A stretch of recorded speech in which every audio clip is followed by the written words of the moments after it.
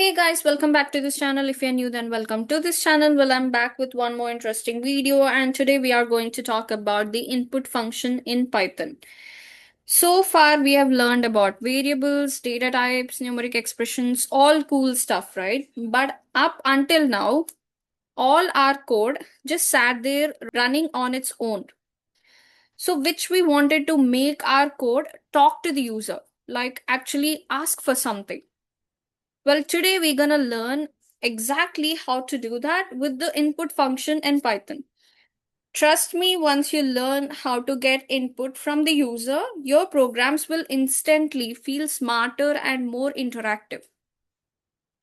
So yeah, let's jump in. So first, let's start with what is input. So what is this magical input function? Well, input is actually a built-in function in Python that lets your program to pause and ask the user a question and grab the user's response. Something like this. Like you could see here, like for example, if you take name equal to, and now I'm using input, enter your name.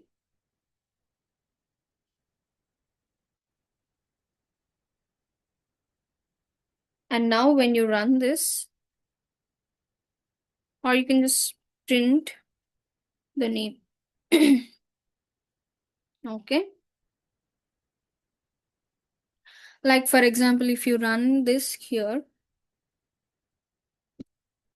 John, and now it's printing the John as output. So here, if you see, the program actually stopped here at this particular point and it is asking you for the name, whatever the name. You can give whatever the name you want and you can just print that name. Let me rerun it once again. I think I have done something wrong when hitting on run.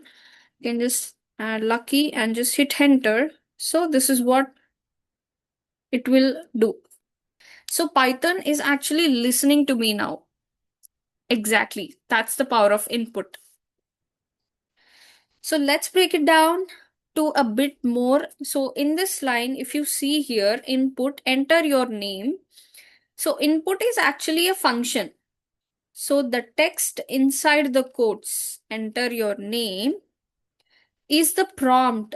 Like it's what the user will see. So it is what the user will see.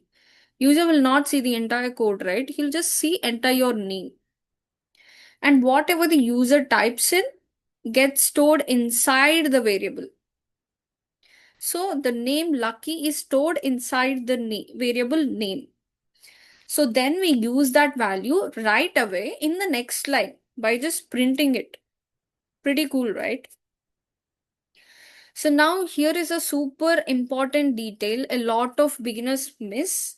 Like the value you get from input is so the value you get from input is always a string.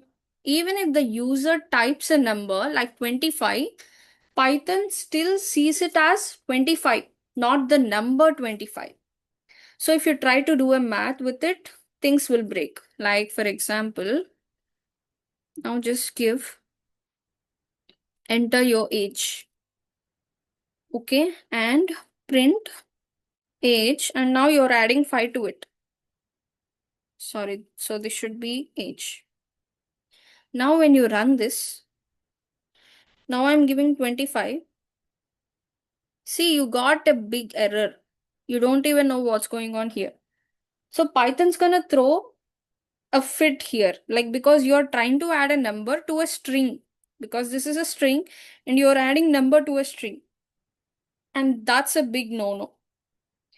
So if you want to actually use numbers that user gives you, you need to convert them first. Like I can show you here. So if you want integer as input, then you have to give int of input. If you want string, then you don't have to give string because it will take the inputs to string by default. So you don't have to worry about that. Like now if you try, and if you see here 25, and now it added 5 to that 25 because Python now know that it is an integer. So this is what you have to remember. So here we are actually converting the input to an integer using int method. So Python knows we want to do math with it. So if the user types 25, Python stores it as the number 25, not the string 25, and we can add 1 or you can add even 5, no problem.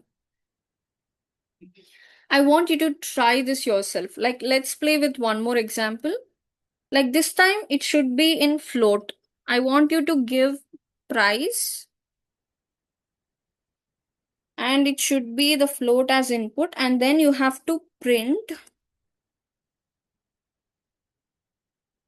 price into 1.5 or it could be 1.10, whatever the value that you want to print. So yeah, I want you to do this exercise. I want you to pause at this particular point and I want you to do this. But I can show you how also.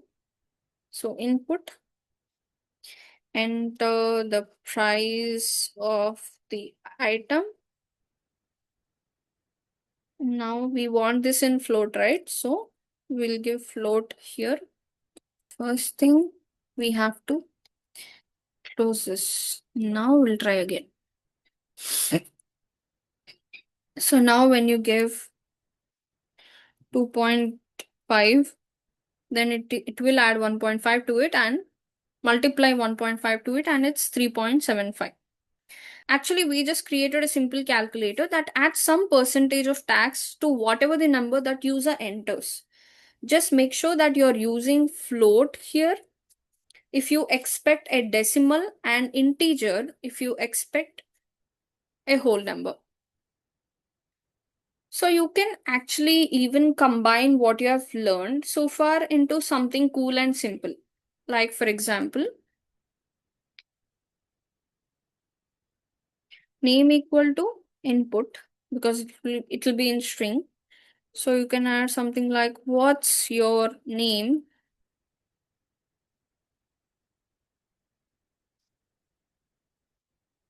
so, and age equal to, we need this in integer, so int of input, how old are you? Okay. And now you can just print hi space. Now we are going to add the string here. So when adding strings, you have to give this plus operator and you're adding name and plus again. I hope you're getting me. Don't worry, I'll explain once again.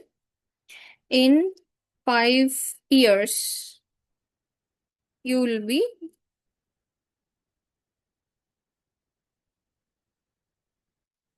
age plus 5. So when you run this, Lucky, age 25 maybe. Hi Lucky, in 5 years you'll be 30. Now we are actually using both string and integer, mixing text and numbers. So here we are mixing text and numbers and giving a nice human response. That's the kind of code people love. I hope you got this. So whenever you are adding one, like this is a string and this is a string. So when you'll add, it will be a string again. So hi, name, Lucky, and we need this in 5 years. In 5 years, comma, you will be. So this is a number, so you cannot add this with the strings. So if you try adding this with the strings, then it will give you error. Like when you try running this. So when you're adding these, then if you try again, like for example, let me run this again. Lucky, sorry, it's 25 or 26, whatever. So here you're seeing the error. Can only concatenate string, not integer. So the Python is not getting it. It is an integer, and why are you adding it with the string? Now it's a big no-no again. So that is why you have to give comma here so that Python can understand to keep things separate even for it to manage.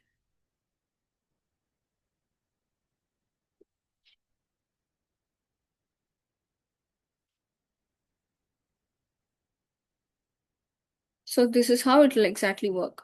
So we have learned the input method, which will lets your program to ask for user input. So whatever the user types is always stored as a string, and to do math or logic, you need to convert it using int or float. And you can then use the input in any way you like. You can print it, you can multiply it, combine it with other data, and totally up to you. So this might seem small, but trust me, once your code can interact with people, it's a total game changer. If you found this helpful, go ahead, like the video, and subscribe to the channel and tap that bell icon so you don't miss the next part where we are going to dive into printing output with some cool formatting tricks.